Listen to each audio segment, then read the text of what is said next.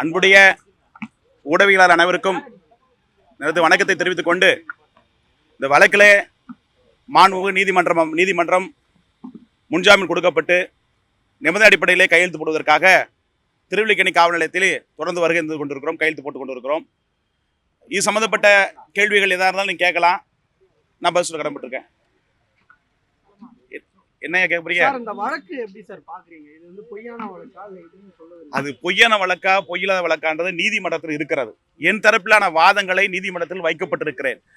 காவல்துறையின் தரப்பிலே வாதங்கள் வைக்கப்பட்டிருக்கிறாங்க. இது வந்து இப்போதைக்கு முன்ஜாமீன் கொடுக்கப்பட்டிருக்காங்க.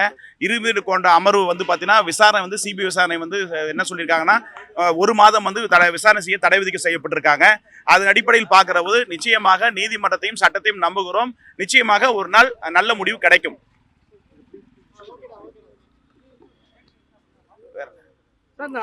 மேகாலயா ப்ராஜெக்ட்னா என்ன சார்?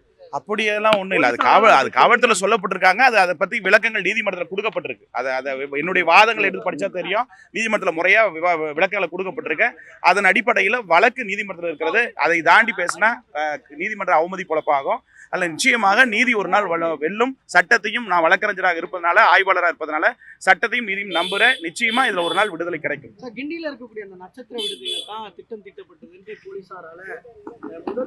அதாவது காவல்துறை அதிகாரிகள் நீதியரசர் முன்னிலையில் வைக்கப்பட்டு ஸ்டேட்மெண்ட் எடுக்கிறதா வந்து நீதிமன்றத்தில் செல்லும். சட்டப்படி ஒரு வழக்கறிஞராக நான் சொல்றதில்ல.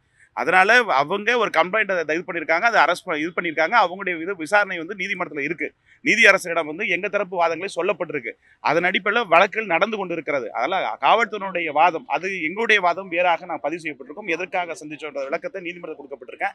அதை நகல் எடுத்து படிச்சு பார்த்தீங்கன்னா தெரியும். அதை நான் அதை மீடியாவில் சொன்னா நல்லா இருக்காது. யாரும் கருதி நான் சொல்லுவேன். சார் இல்ல சார், இப்ப குற்றமே இல்லாம உங்களை கைது பண்ணிருக்காங்கன்னு நினைச்சிருக்கீங்களா இல்ல எப்படி சார் சொல்லுவாங்க? கட்டாயம் நான் வாய் திறப்பேன். ஆனா இப்போ திறந்தா நல்லா இருக்காது. அது காலம் நேரம் வேண்டும், வேற ஒன்றும் கிடையாது.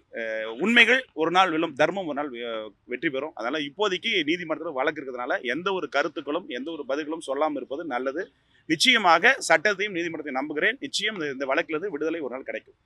ஆட்சியை கவிழ்க்க அப்ப எந்த விதமான சதியும் செய்யல உங்க தரப்புல அப்படின்னு சொல்லுவீங்க? என் தரப்பில், என் நிறுவனம் தரப்பில், ஐபிடிஎஸ் பொலிட்டிக்கல் ஸ்ட்ராட்டஜி தரப்பில் ஒரு அக்ரிமெண்ட்டோ ஒரு பிரைவேட் நிறுவனம் ஒரு ஸ்ட்ராட்டஜி நிறுவனம் எனக்கு வந்து யாராவது கொடுத்தோ அக்ரிமெண்ட் கொடுத்தோ இல்லை முறைப்படி ஒரு விவேக வகுப்பாளர் பிரசாந்த் கிஷோர் இருக்காங்க, சுனில் இருக்காங்க, மற்ற வந்து ஜான் ஆரோக்கியசாமி எல்லாம் இருக்காங்கன்னா அவங்க நிறுவனம் நடத்துறாங்க. அந்த நிறுவனத்து மூலம் அக்ரிமெண்ட் போட்டு செய்கிறாங்க. ஒரு விவேக வகுப்பாளராக கிட்டத்தட்ட 25 ஆண்டுகளாக ஊடகங்களை சந்திச்சு கொண்டு இருக்கேன். தமிழகத்திலே இந்தியாவிலே முதல் முறையாக விஜய் முதலமைச்சர் சொன்னதே நான் தான். யாரோ மறுக்க முடியுமா? தமிழகத்தில் நான் தானே சொன்னேன். 1,40,00,000 ஓட்டு இருக்குன்னு 1 வருஷத்துக்கு முன்னாடி நான் தானே சொன்னேன். அப்போ விஜய் முதலமைச்சர் சொல்றப்ப என்ன சொன்னீங்க? இதே நியூஸ் தமிழ் ஒரு சேனல் 2 கோடி வாங்கிட்டாருன்னு சொல்லி போட்டு விட்டீங்க. நான் தெருக்கோடி தான் நிற்கிறேன். அது மாதிரி வரதான் செய்யும். ஒன்னொன்னும் ஒரு பொருளை வரதான் செய்யும். சமூகத்தில் மீடியாவில் இருப்பதால வரதான் செய்யும். நிச்சயமா ஒரு நாள் நீதி வெல்லும். அதுவரை பொறுமையா இருப்பது ஆகச்சிறதாக இருக்கும். சார், அந்த தாவேக்காமல் இளையராஜாவோட பேசுறது உண்மையா? எவ்வளவுனா 35 இருந்து 50 கோடி வரைக்கும் இல்ல, அதாவது இல்ல அவரிடம் பேசுறது உண்மை. அந்த அமௌண்ட்டுக்கான விஷயம் வந்து விளக்கம் அது நீதிமன்றத்தில் கொடுக்கப்பட்டிருக்க சொல்லப்பட்டிருக்க. அவரோட பேசினேன், இல்லைன்னு சொல்ல போய் சொல்லல, மறுக்கப்படல. ஊடகவியலாளரும் காவல்துறையும் சொல்லப்பட்டிருக்க. அது என்ன பேசுறது மனசாட்சிக்கு எனக்கு தெரியும். நீதிமன்றத்தில் சொல்லப்பட்டிருக்க. அதுக்கு உரிய விளக்கம் கொடுக்கப்பட்டிருக்கு. ஆடியோ ஆதாரமும் இருக்குன்னு தான் சொல்லிடுறாங்க.